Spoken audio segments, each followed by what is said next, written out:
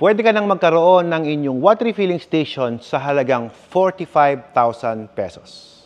Kung gusto nyong malaman, watch this video.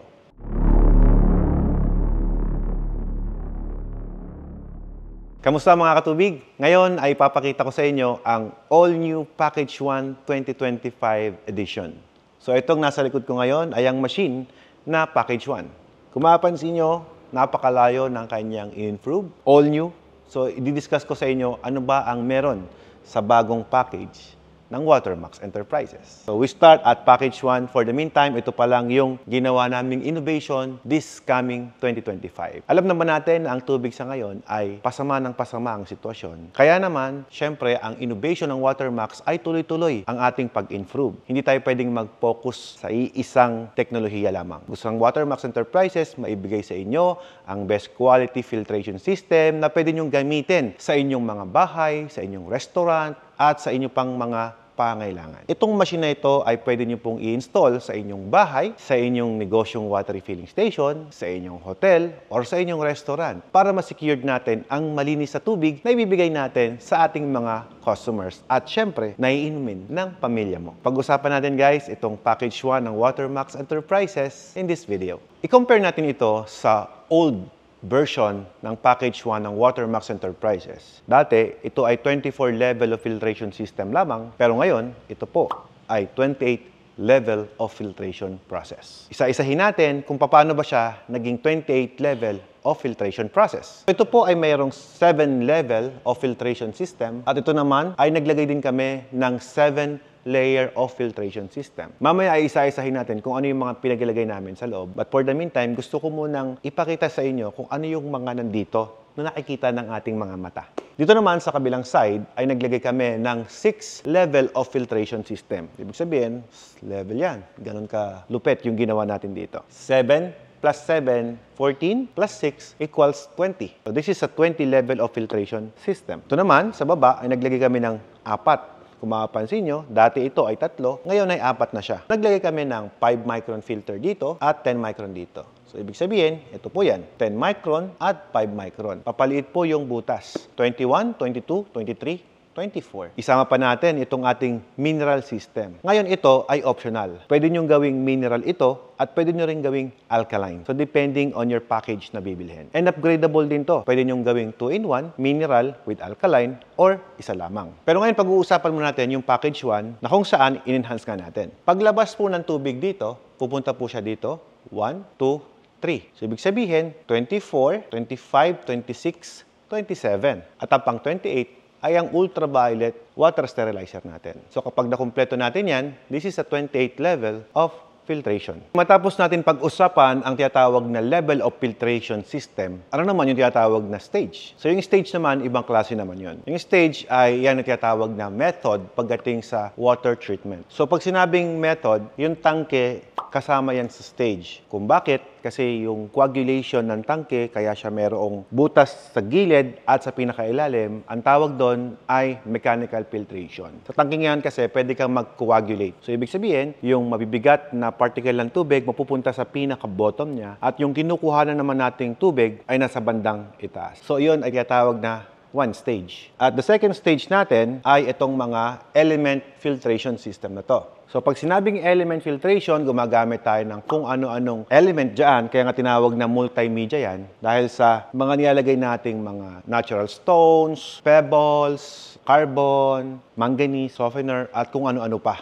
So, marami pa tayong ginagamit dyan. And then, dito naman sa tinatawag nating microfiltration, ito yung tinatawag na third stage. After natin dito sa element filtration, that's 2 stage. Ito namang sediment filtration dito na sa ilalim ay nadagdagan. So, meron tayong 5 micron at 10 microns. So, yun po itatawag natin na third stage. At yung pang-apat na stage natin, ito yung tinatawag nating mineral stage. So, dito siya sa bandang itaas. Kung bakit nag-iba yan? Dahil gumamit tayo ng ibang laman. Ito pare-parehas na microfiltration at ito naman ay element ulit ang ginagamit natin, which is yung mga mineral stones, tourmaline balls, mineral clay, alkaline, red clay, silver, at kung ano-ano pa na pwede naming ilagay dyan para ma-enhance yung mineral ng tubig na maiinom ng mga consumer natin. Hindi ko rin sinama yung carbon filtration at dahil yon ay in-include na rin natin sa ating mineral filtration system. So yun po ay ang pang-apat na stages niya. At ang panglimang stage niya ay ito, yung ultraviolet sterilizer. Every method na ginagamit natin ay nagbabago-bago din ang stages nito. All in all, yung machine na ito ay 5 stages, pero kung pag-uusapan natin ang level of filtration niya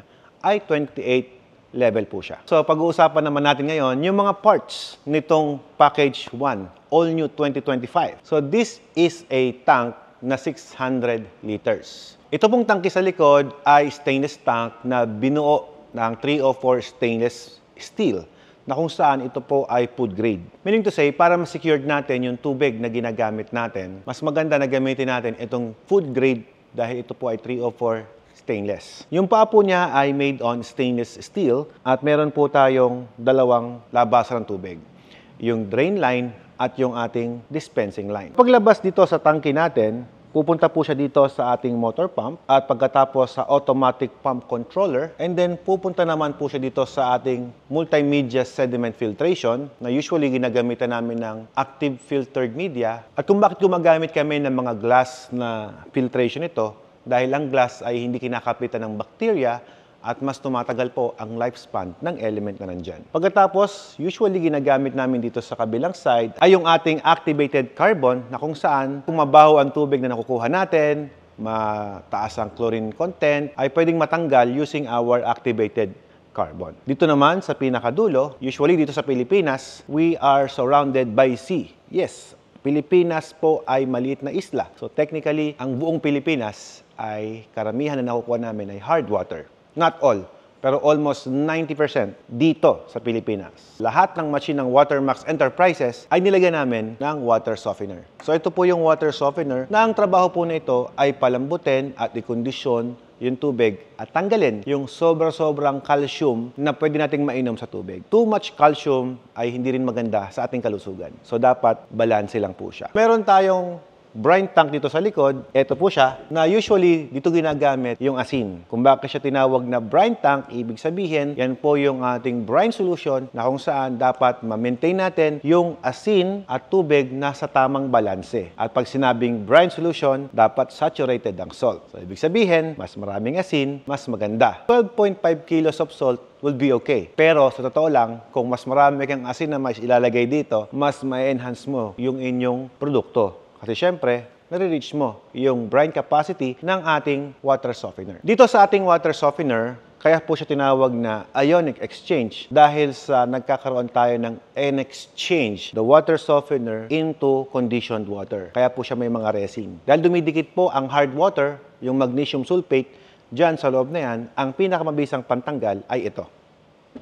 Pagkatapos natin dito ay dadaan tayo sa 10 micron filtration system na kung saan nakaparallel po ang ginawa namin. Yung parallel po natin, 10 and 5 ay sediment filtration. Mura lang yan sa market. Kumbaga, kung magpapalit ka ng filter, nasa 100 pesos lang, meron ka ng monthly replacement ng inyong produkto. Ginawa natin yung machine na ito upang yung mga customer natin ay hindi rin mapagastos sa kanilang maintenance. Kumbaga, talagang sobrang efficient kapag ito yung gamit mong makina, pero ang pyesa, hindi tinipid. Pagkatapos naman dito sa mga microfiltration ito, pupunta naman tayo dito sa mineral filtration system natin. Dito po mangyayari ang lahat. So kapag natanggalan natin yung mga dapat tanggalin sa element ng tubig, ay meron tayong filtration dito na nilagay na kung saan i-enhance natin yung mineral ng tubig. Kung ang tubig mo ay mataas ang acid, pwede natin lagyan ng mineral. At kung mababa naman ang acid at gusto natin ay nasa pH 7 lang siya, neutral water lang siya, babalansehin din natin gamit itong mga filtration na ito. So medyo masalimuot yung part na to dahil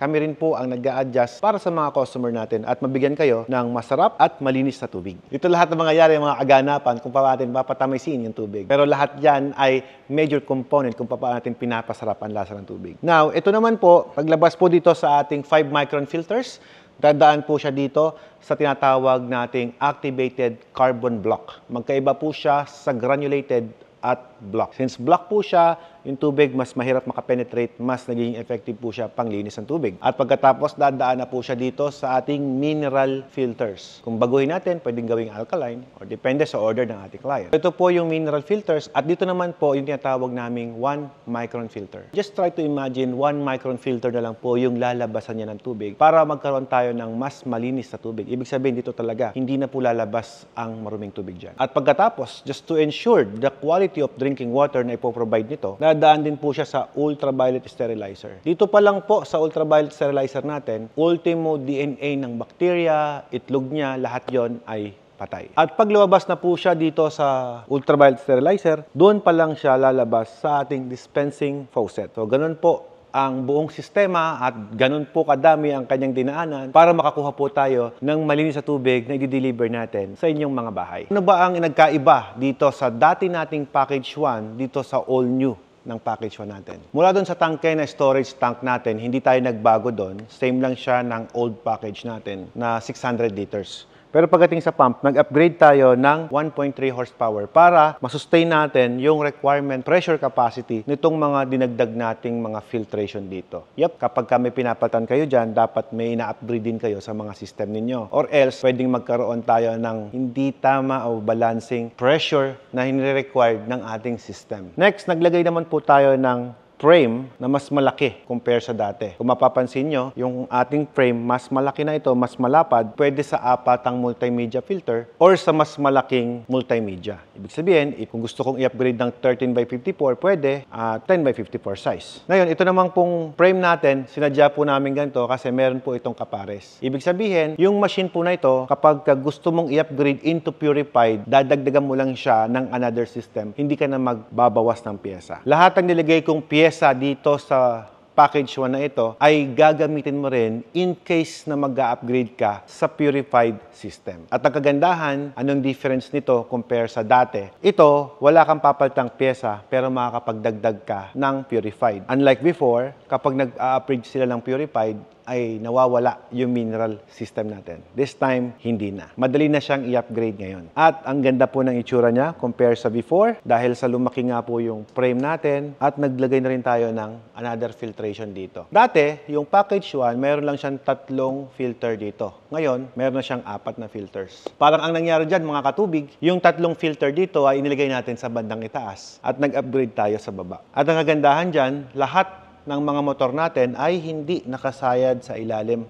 ng ating tiles. Ibig sabihin, mas safe yung ating produkto. Matapos natin pag-usapan itong mga part, ano ba yung gamit niya, at kung ano-ano pa dito sa nagbago sa package 1 natin, pag-usapan naman natin saan ba gawa itong mga materyales na nilagay namin dito. Itong tangke, ito ay local purchase. Dito na po sa Pilipinas ginagawa yan. Hindi po kami ang gumagawa ng tangke, pero bumibili po kami ng tangke sa ibang mga tank supplier. Ako naman, yung tangke, kung yung mga client namin ay nasa malayong lugar at nagtitipid sa shipping, ay pwede kayong bumili ng tangke at ibabawas na lang natin yung tangke sa package para mas makasave kayo sa shipping cost. At kaya rin ganito yung naging design ng ating mga system. Napapansin niyo po ba, wala siyang nakalabas na mga parts. Ibig sabihin, mula dito, pag ginanon ko yan, hindi siya tatama sa mga pump. Ganon din dito, sa likod at sa harap. Nakadesign na po kasi siya na pwede natin i-ship nationwide na hindi madadamage yung ating mga parts. Pero namin, i-innovate yung package 1 ng Watermax na kung saan naka-ready po talaga ito doon sa box na ipapadala namin sa inyo. At pagkatapos, dahil parts na nga pag-uusapan natin ngayon, ang mga tubo natin ay ginamitan natin ng PPR na made in Germany. Antibacterial pipe po siya with ISO registration. So magandang klase yung mga tubong ginamit natin dito. Bukod sa antibacterial po siya, ay napakatibay po dahil ito po ay PPR pipe. At ito namang mga FRP o yung tinatawag nating fiber rainboard plastic ay Pentair yung brand. At pag sinabing Pentair, yan po yung US brand. So itong mga to ay made in US. Sa ating multimedia filters ay nag-aangkat po tayo ng mga bubog na binanggit ko kanina, made in Scotland po yan. Imagine nyo po, no? Scotland filters yung nasa loob nito na kung saan mas tumatagal po ang kanyang lifespan para mas ma-enjoy nyo po yung inyong machine at hindi siya basta-basta masisira at mas kumita kayo ng mas malaki sa negosyong tubig. Dito naman po sa ating water softener, ang gamit natin dyan ay made in Germany na water softener. Hindi po siya basta-basta softener lang. So meron din klase rin ang softener na ginagamit natin depending on the water source na makukuha namin sa inyo. So iba-iba po yan. Iba-iba ang sizes, iba't iba rin ang kayang gawin. Dito naman po sa ating granulated activated carbon, galing po yan sa Watermax Farm na kung saan tayo lang po ang meron yan dahil meron po tayong sariling paggawaan yan. At pagdating naman po dito sa activated carbon sa gitna na kung saan ito po ay galing sa shell ng nyug at pinapainit namin sa tamang degree temperature para makagawa tayo ng matamis na lasa ng tubig. Yep, tama po ang narinig ninyo. Gawa po siya at tinatawag na bao ng nyug. Pagdating naman sa mga mineral filters na nakalagay dito, ito po ang ginagamit natin ay natural lamang po. Walang synthetic, walang chemical, all naturals po ang gamit natin dito. Ibig sabihin, hindi po natin kailangan maglagay ng chemical, hindi po kailangan maglagay ng kahit anong pwedeng makasama sa panglasa ng tubig natin. Mapapansin nyo, no? Yung mga ginamit nating materials ay Germany, Scotland, US, at kung ano-ano pang bansa ang pinanggalingan. And some of yung available sa market ay dito na sa Pilipinas. Alright guys, so matapos kong i-discuss sa inyo yung mga detalye nitong Watermax All New Package 1, ay pag-uusapan naman natin kung paano siya ino-operate. Ganito lang siya kadaling buksan. Yung wire po na ito ay nakadirekta po yan sa inyong building. Ayan, royal cord po ang ating ginagamit na makapal. I-on nyo lang po itong switch na ito. Boom. So ito po ay safety breaker natin na kung saan kung may problema ay mag-trip off naman yung ating mga electrical wires. At naglagay ako dito ng switch. Ayan, ito po yung switch ng ultraviolet sterilizer. Pag naka-on po yan, makikita nyo po dito yung ating indicator na naka-green. At pag naka-green, ibig sabihin, okay po siya. At kapag naka-red naman yan, ibig sabihin ay busted na po yung ilaw na nasa loob niyan. So kung sisilipin natin, pwede po natin silipin yan kung umaandar po siya. Just to make sure, huwag nyo lang pong pipihitin to guys. Dapat po ay pahatak lang. Ayan. Kung makikita nyo, may radiation light po yan. Yung ilaw po na yan, yung kulay blue na yan. Napaka-effective po niyan, pampatay ng bacteria. Hindi ko masyadong hinugot para hindi po tayo ma-expose sa radiation dahil delikado po ang radiation light. So ito po siya. Ang tanong, pwede po bang laging naka-on? Yes, pwedeng laging naka-on. Kaya lang, kapag hinawakan nyo po ito at mainit na, patayin nyo po siya kasi yung tubig na lalabas dyan ay mapait yung may inom ninyo. Ngayon, paano naman po kapag magdi-dispense po kayo ng motor? Papandarin nyo yung motor pump, switch mo lang to. Mapapansin nyo, umaandar ang motor pump natin. Ayan po siya. At umiilaw yung ating failure. Pag umiilaw ang ating failure, ibig sabihin po niyan ay wala tayong tubig na nakukuha. Kaya titigan natin kung mag-automatic off yan. Ayan, nag-automatic off po yung pump. Nang ibig sabihin, wala po siyang tubig na nakukuha. Sa mga may water refilling station, kapag naka-failure po yan, hindi mo siya mapapaandar. Aandar lang po siya na ganyan, pero mamaya-maya lang ay mamatay pa rin siya.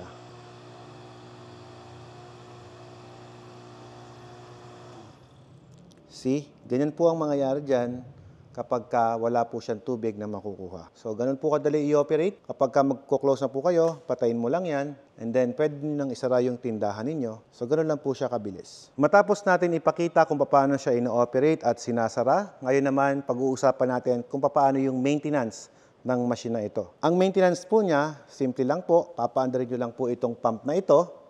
Yan, pag umaandar na yung pump na yan, pupunta na po kayo dito at pipihitin nyo lang po ito. Tatapat nyo lang sa backwash. Yan. Pag nakatapat na po siya sa backwash, orasan nyo po siya ng 5 minutes. After 5 minutes, ay pwede na po siyang ilipat sa fast rinse.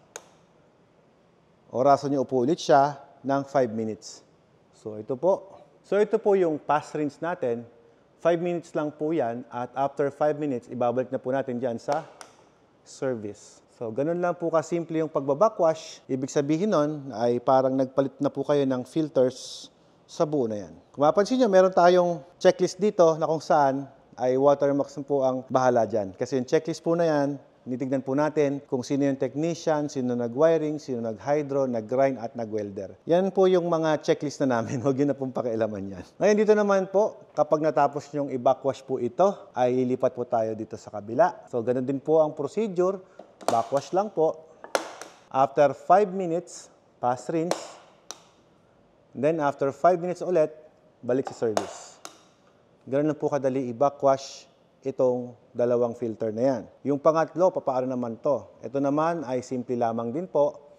May label po dyan sa taas. Pag pinihit nyo pa ganito, nakatapat na po siya ngayon sa backwash. After 5 minutes, lilipat nyo na po siya dito sa brine slow. Ngayon, itong brine slow, ang sistema po niyan, kukuha po siya ng tubig dito. Kapag nakakuha ng tubig dyan, siyempre may tubig na maalat yan, ay pupunta ngayon siya sa loob nito. Pag nakakuha na po siya ng tubig sa loob nito, pag wala ng tubig yung loob na yan, lilipat nyo na po dito sa brine refill. Pero pwede nyong lagyan yung brine refill ng manual. Ito po yung mag-feed dito sa linya na yan, papunta dito sa brine tank para ma-fill ng tubig yung brine solution natin. Ngayon, kapag may tubig na siya, pwede mong ilagay dito sa tinatawag na fast rinse. Ito ang hindi natin pwedeng kalimutan. 10 minutes po ang fast rinse. Kung ibig sabihin, kailangan mapatagal mo siya ng 10 minutes para maitapon lahat ng asin na nahigop niya sa loob ng tanking ito. At pagkatapos ng 10 minutes, lalagay niyo siya dito sa service. So pag naka-service na po siya, okay na po siya, ibig sabihin, gagana na po yung machine at makakapag-refill niya po kayo doon sa inyong faucet. Once again, this machine, kapag po ginagamit nyo siya during backwash, ay hindi siya pwedeng mapaandar sa dispensing faucet ninyo. Unlike pag-purified system, kahit nagbabackwash ka, ay pwede ka pa rin makapag-dispense sa inyong dispensing faucet. Itong makinang to ay hindi lang pang water station business. Pwede nyo siyang gamitin sa hotel, sa restaurant, at anything na may tubig na contaminations. Kagaya ng kalawang, matanggal natin yan, hard water. So lahat po ng problema nyo sa tubig, kaya namang solusyonan ng Package 1. This machine dati, from 100,000 pesos cash basis, makukuha nyo na po siya sa halagang 120,000 pesos. Medyo tumaas tayo ng 20K, pero I think reasonable naman yung pagtaas dahil sa daming pyesa na nilagay natin dito. And of course, kung kulang ka sa budget, ay pwede mo rin tong makuha ng installment. Yeah, nang walang interest. The total package price of this machine is only 150,000 pesos. Ganun siya ka-affordable. Meron ka ng buong water refilling station sa halagang 150,000 pesos lamang. Sa inyong installment package naman po guys, ay mabibili niyo po ito sa halagang 150,000 pesos at pwede kayong mag-down lamang ng 45,000 pesos para makapag-avail kayo ng machine na ito. Yup, sa halagang nilabas ninyo ay makukuha niyo na yung buong system na to. Free installation at mayroon lang konting delivery charge for the certain areas. Siyempre, the more na lumalayo ang delivery natin, mas nagmamahal siya. Very reasonable naman po ang ating delivery. Pwede din siyang ma-avail ng walang interest. Yep, tamang narinig nyo, sa halagang 8,750 pesos monthly, ay pwede na po kayong magkaroon ng sariling water refilling station business sa inyong lugar. At kung may extra budget ka naman at gusto mong mapahaba ang inyong installment hanggang 2 taon, ay pwede kayong mag-down ng 75,000 pesos and then the other half, pwede po natin itong makuhang installment at magkakaroon lang po kayo ng monthly sa halagang 3,125 pesos. Ganun po siya ka-affordable. And yes, ginawa po namin itong package na ito para magkaroon kayo ng access sa malinis na tubig. Yan naman talaga ang mission ng Watermax Enterprises, is to give the quality drinking water dito sa buong Pilipinas. Ang tanong, saan ba pwedeng gamitin itong package na ito? Ang package na ito ay pwede lamang magamit at mabentahan namin kayo kung kayo ay mayroong requirement din na pasok sa tinatawag nating potable drinking water. Dito sa Pilipinas, 600 parts per million po and below ay pwede nang mainom. Pero kami po, dahil gusto namin kayo mabigyan ng quality drinking water, ito pong machine na ito ay kapag meron tayong 100 ppm na nakukuha sa lugar ninyo, ay pwede na po natin itong i-install. Pero kung mataas sa 100 ppm yan, ay pwede natin i-upgrade yung makina na ito. Kung ang nakuha nating water source ay 200 ppm, lalagyan po natin siya ng tinatawag na ultra filtration system. Na kung saan ay pwede pa rin siyang ma-upgrade, magadagdag lang tayo ng 30,000 pesos, may ultra filtration ka na. Ang tanong, anong magiging lasa ng tubig ko kapag in-upgrade ko siya? Of course, mas masarap siya. Ibig sabihin, machine is very upgradable at pwede natin ma-customize yan depending on your water source. At syempre, dahil lang goal nga natin is quality drinking water, dapat po susunod tayo doon sa benchmark na nilagay natin dyan. For more inquiries, pwede kayong mag-comment dyan sa aming comment section. Binabasa namin lahat yan para kami po mismo ang tatawag sa inyo para ma-assist namin kayong maigi kung gusto nyo mag-avail ng package na ito. Then once again, this is Alfred Watermax, ang inyong pambansang tubig, nagsasabing be blessed and be a blessing to everyone. Splash!